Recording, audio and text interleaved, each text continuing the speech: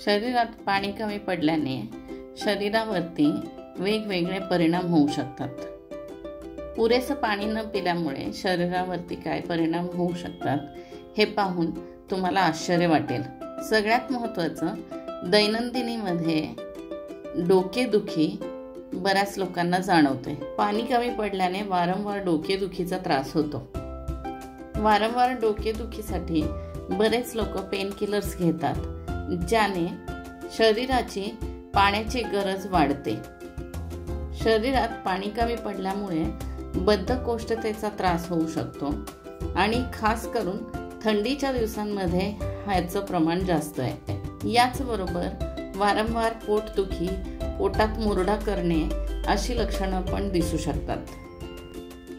माणसाच्या शरीरामध्ये 60 ते 70% पाणी असते आणि जर आपण पुरेसं पाणी नाही पिलो तर त्याचा परिणाम आपल्या त्वचेवर आणि चेहऱ्यावर पण दिसून येतो।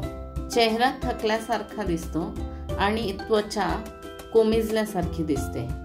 सतत गोंधळल्यासारखं राहणे हे पण शरीरात पाणी कमी पडल्यामुळे घडू शकते, ज्याला ब्रेन फॉग, कन्फ्युजन असं पण म्हणतो। शरीरात पाणी कमी पडल्यामुळे सतत थकवा जाणवतो।